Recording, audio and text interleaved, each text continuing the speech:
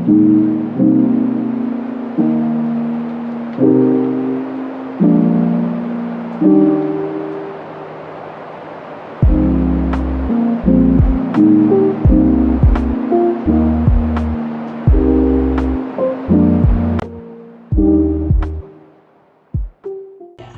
hi, I filmed this video just to make a content about public administration because I see small content about public administration posted online. So I really want to make some of it maybe and share my experience to you guys. What does public ads like?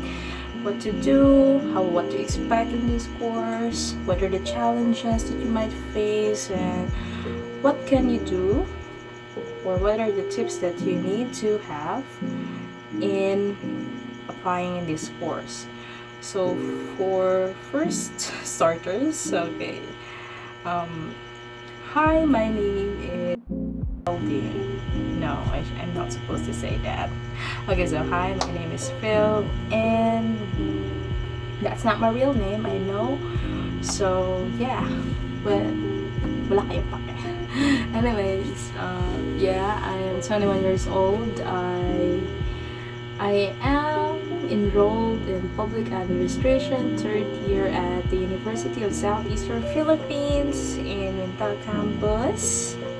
Yes, meron pong public administration ng USEP here in Davao, and you want to enroll in here, I assure you that it's free. Wala pa kayong gagastusin kahit penny when it comes to your tuition. You just need to come to the school and study there. Okay, pamasahe lang, tsaka yung baon mo lang yung iisipin mo because this is state-owned or state university. So, every state universities are free of charge sa tuition mo. So, yeah, hindi mo yan iisipin. You just have to really study in there. So, enough of that. Let's just talk with ano yung public ad. So, public administration, it's like a big word plastered in my head for a bit. This is my course. This is my program that I enrolled in for the past 3 and almost 4 years of my life, and I'm going to tell you what is it. Okay, public administration is a dynamic field.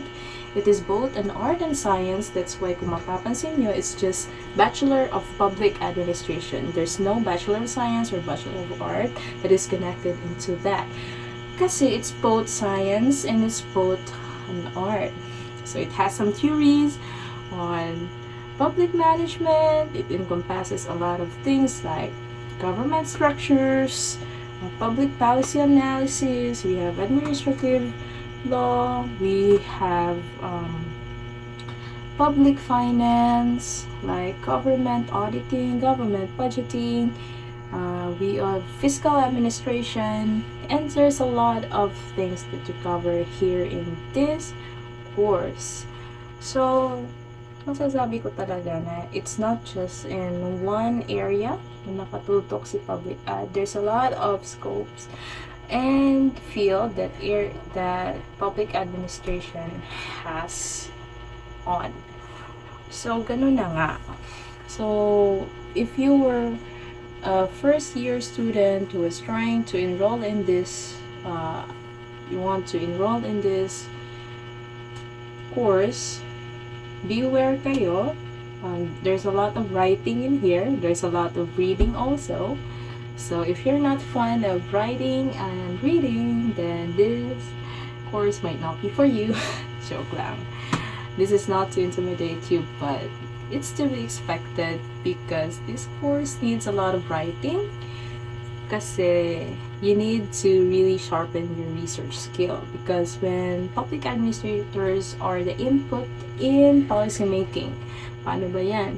Kaya nga yung sinasabi ko dapat in this course, you will be trained on how to be a very good thinker, good researcher, kasi those research that you will produce will be the input for a study, for a policy. So, yes. Kaya, napaka-importante dito na marami kang sinusulat, marami kang binabasa. And that's it. So, sa experience ko naman as a student, it's fine. It's really good. I met a lot of friends. I had a lot of experiences that are very fun, sometimes not so fun, but that's just fine because that's how college life is it. Hindi yan parating happy lang. Sometimes there's a sad times that you need to cope with, especially if you're so disappointed with the mark that you have.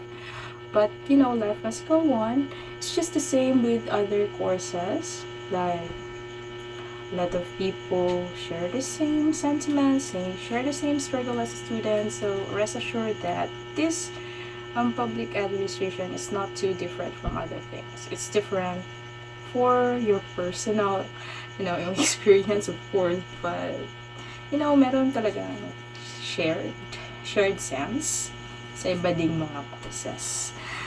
So yes, so this is ano pa ba sasabihin ko? Okay, so let's talk about the opportunities you will have in enrolling in this course. So first opportunity that you will get is that you will be really good at writing, and you will also be really good at reading because yung mga professors mo babato yung mga articles mga studies sa iyo, and you need to read and write and make a paper on it.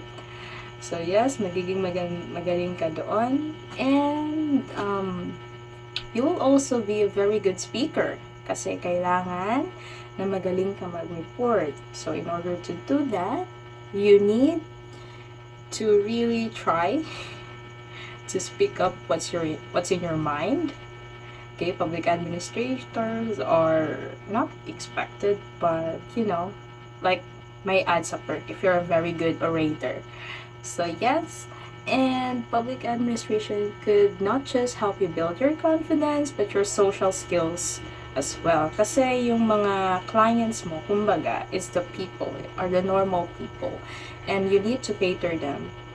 And you need to listen to them. Because that's what public administrators do. Okay, to serve the people. So yes, magiging ma-enhance yung yung skills mo, social skills mo when you are in here. So yes, and ano pa ba? Oh, your opportunities sa career mo, it's very wide, it's very large. Ang iniisip ng tao, when you are in public ad, dyan ka lang sa office work, dyan ka lang sa government. Well, that is true. But marami ka din pwedeng i-venture. Like, hindi lang sa government. You can go outside on NGOs, non-profit organizations, or even international organizations.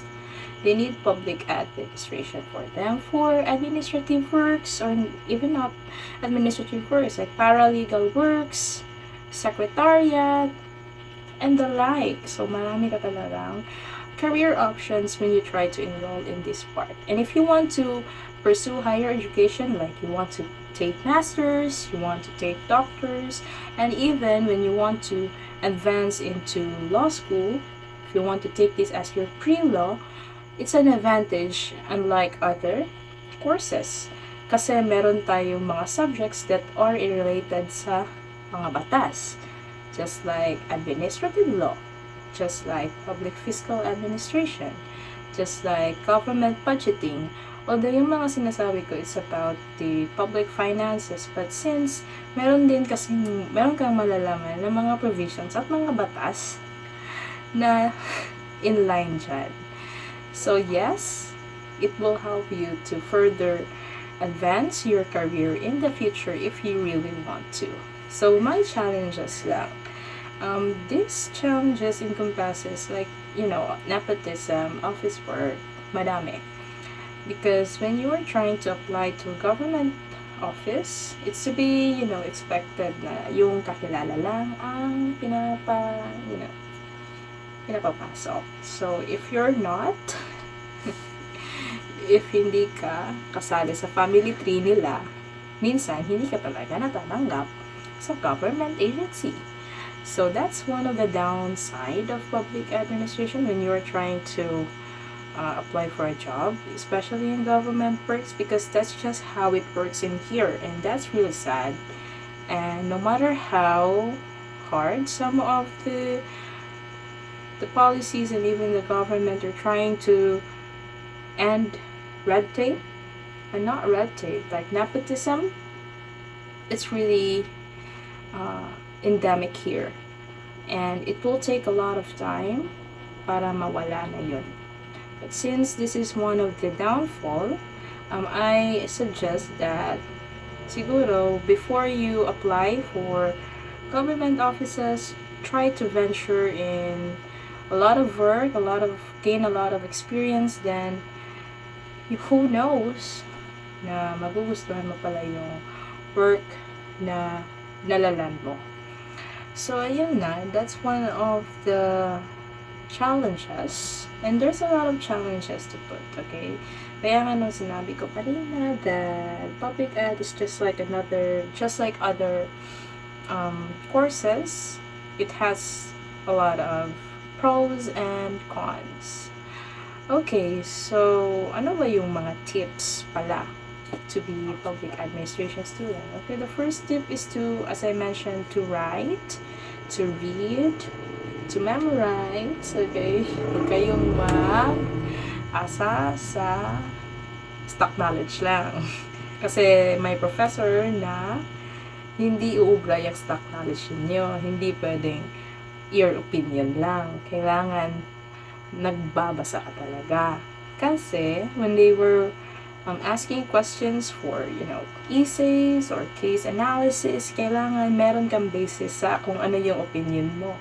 Yes, you can make your opinion, but make sure to back it up with evidences and facts. Ganyan magsulat sa public ad. Hindi yung pwedeng, sabi ko lang, ayoko nito kasi ayoko. Hindi pwedeng ganon. Dapat sasabihin mo, ayoko nito because according to 19 kupong-kupong, ganon. Kailangan talaga may justification. Because you cannot make claims without enough evidence to support it.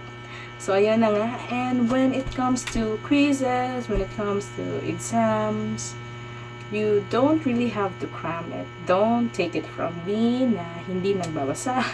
So, that's why it reflected on my grades. Kasi meron talagang mga prof that is not really forgiving and it's not really, how do I say this? Not really soft on students. That is a good way actually that hindi kami binibaby, because when we are too baby so much, we can't take rejection in real life. So if we are not putting too much effort in the subject, then it's to be expected that we will get less. So in order to prevent that from happening, study hard. Study hard. Okay, no time for cramming. If you have a project, if you have a discourse paper to make, if you have a paper to submit, then submit it on time. Don't submit it on deadline. Don't practice yourself to make paper that ipapasa nyo sa deadline, because that will become a habit, and I will tell you that it's not good. Okay, it's not a very good a behavior to do and an attitude to do, kasi madadala mo yan when you're in a higher year. So you wouldn't want to stick with that attitude. So ngayon pa lang, you should really be punctual with your activities, with your school activities. So that's one of the tips that I want to give, especially sa mga first year students right now. So yeah, reading, and kung hindi mo naiintindihan yung mga binabasa mo, just stop for a bit, pause a bit, then try to read it one more time hanggang sa makuha mo. There's no shame in using translator, there's no shame in using whatever tools you want to use to understand the content of the book that you're trying to read, or on the material that your professor that wants you to read. There's no shame on that. Just try and try until you succeed, not until you die. So yes, that's it for my my so-called first introduction video. So yes, I think this is it.